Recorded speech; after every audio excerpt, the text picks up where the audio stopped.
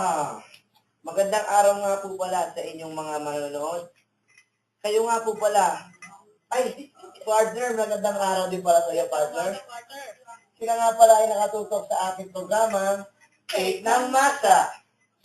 Ang partner, alam mo ba, kanina pagpunta ko rito, partner, may nakasalubong ako isang matanda, partner, na nagsusumikap magtrabaho kahit ang sa hirap ng kanyang buhay, partner. Tamang-tama yan sa tema natin ngayon, partner. Ang tema natin ngayon ay tungkol sa mga magulang na nagsusumikap para maitaguyod ang kanilang pamilya. Partner, totoo ba yan? Kahit sa hirap ng kanilang buhay? Oo, partner. Kahit hirap na sila. Oo nga, partner. Narito nga isang kwento ng isang construction worker mula pa sa Cotabato. Ibabalita ito ni Rene. Ikabarkadang Rene. Pasok! Here at Cotabato City. Ngayon, kabarkada Steven at kabarkada Vanessa, maghanap tayo ng isang giting at masipag na trabahador. Wait lang, hanap lang tayo. Ayun, si Kuya, masipag si Kuya. Kuya, ano po bang pangalan nyo? Mahali po ba kayong ma-interview? Sige. Ano pong pangalan nyo, Kuya? Manuel Alfonso. Manuel Anconcio. Ilang taon na po ba kayo ngayon? 58. So, si Kuya, medyo may katandaan na si Kuya, 58 na. Pero kaya pa rin yan. Masipag pa rin yan si Kuya. Ilang taon na po ba kayo nagtatrabaho sa sa isang isang village? Yan. Ilang taon na po ba? Ako nagtatrabaho o dito lang? Kung nagtatrabaho po sa buong buhay niyo. 45. 45 years. Grabe. Napakasipag mo naman, Kuya. Ano po ba yung dahilan kung bakit kayo nagtatrabaho? Sino po yung mga inspirasyon niyo sa buhay niyo po? Siyempre, mga anak ko, nagtatrabaho ko para sa pamilya ko. So, si Kuya nagtatrabaho para matustusan yung pangangailangan ng kanyang pamilya para mabuhay ang kanyang mga anak. So, Kuya, kung may papayo po kayo sa ibang kagaya nyo na nagtatrabaho para sa buhay ng kanilang pamilya, ano po yung masasabi mo para sa kanila kung mawawala na po sila ng pag-asa? Maaari mo ba silang bigyan ng isang mensahe na malupit na tumatago sa puso, Kuya? Sige na po. Hindi, para sa akin,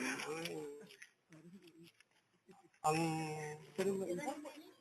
sa buhay nito, habang tayo nabubuhay, kailangan tayo mawala ng pag-asa. Kailangan na magsumikap tayo. Tulad ko, kahit na may edad na akong ganito, nagpipilit akong magtrabaho pa rin dahil meron akong pangailangan na kailangan kong pagpipitan. Kung susundin ko yung edad ko, na kung isipin, hindi na ako dapat magtrabaho Pero nagtatrabaho pa ako para doon sa mga anak ko. Sa akin lang, dapat pagpatuloy natin yung pagtatrabaho natin, ang paghanap buhay, para hindi man tayo masensyo, makaraos tayo sa pangailangan sa buhay natin. Maraming salamat, Kuya. Ngayon, natutungayan natin kung gaano kasipag talaga ang manggagawang Pilipino. Back to you. Back to the studio, guys. Tungayan nga natin. Maraming salamat sa iyo, kabarkadang Rene. Maraming salamat sa iyo sa mga barkada Rene. Ayun nga, natungayan natin ang isang kwento ng isang magiting na magulang na nagtataguyod at nagsusumikap upang maiahon at mapaunlad ang kanyang pamilya. Tama ka dyan, partner. Yung kwento na yan, partner, nakakaamtin talaga ng puso, partner. Kaya kayo mga kabarkada namin, huwag kayong panghinaan ng loob. Patuloy na magsumikap. Kasi nga, may kasabihan na, habang may buhay, May tinola, mali partner, habang may buhay, may adobo, mali pa rin, habang may buhay, may tinapay. mali, habang may buhay, Alam ko na, partner. Habang may buhay, may pag-asa. tumpak, nakuha mo. Pag-asa pala, partner eh. Kala ko pagkain. Gutom lang yan, partner. Ngayon, tumako na tayo sa pangalawang magulang. Tama ka dyan, partner. Dumako na tayo sa pangalawang magulang. Nagpatuloy pa rin nagsusumikap kahit sa hirap ng kanyang buhay. Ipapatrol sa atin ito ni kabarkadang Judith Vasquez at kabarkadang Cedric Licangco mula pa sa Babuyan Island. Pasok! Salamat, kabarkadang Steven at Vanessa. Magandang hapon, kabarkadang Steven, kabarkadang Vanessa, at sa mga taong nanonood ng Wait Naman. Nandito kami ngayon sa Babuyan Island upang i-interview ang isang magulang na nagsisimikap para sa itataguyod ng kanilang buhay. Narito po si ate. Ano po pangalan niyo? Antoinette Gagarin Lengamo. Ilan taon na po kayo?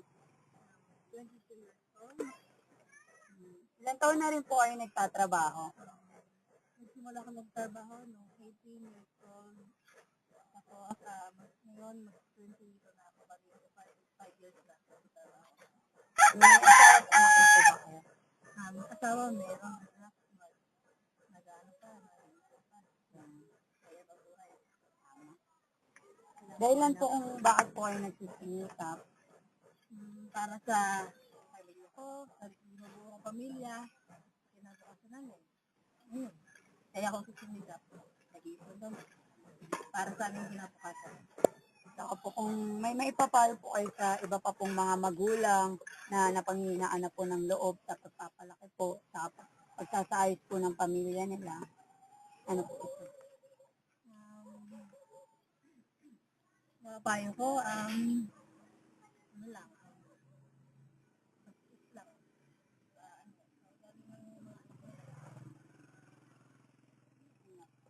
salamat po. Thank you. Ako nga po pala ulit, si Cedric Licangco. At ako naman po si Judith O. Vasquez.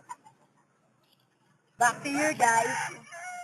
Nandito ulit kami sa Babuyan Island. Salamat, kabarkadang Steven. Salamat, kabarkadang Vanessa.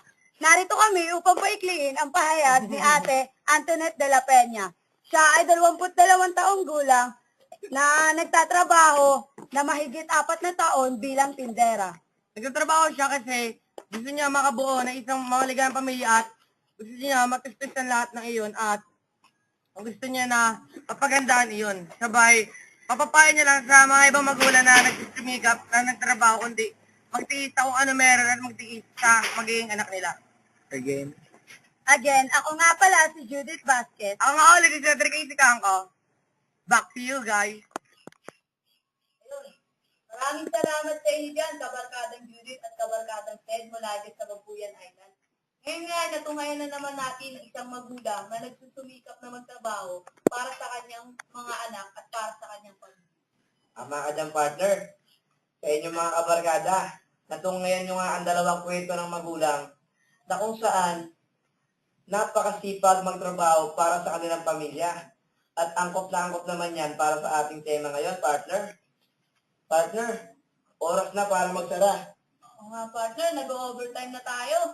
Partner, ako nga po pala si Steven A. Marquez, ang inyong kabarkada. Ako nga pala si Vanessa Imperial, ang inyong kabarkada.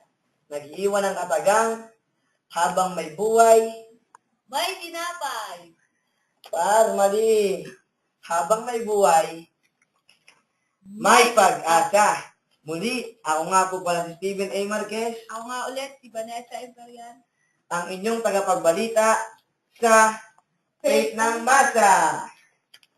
Trumpet, trumpet, trumpet, here we go. Trumpet, trumpet, trumpet, here we go. Trumpet, trumpet, trumpet, here we go. Are you ready?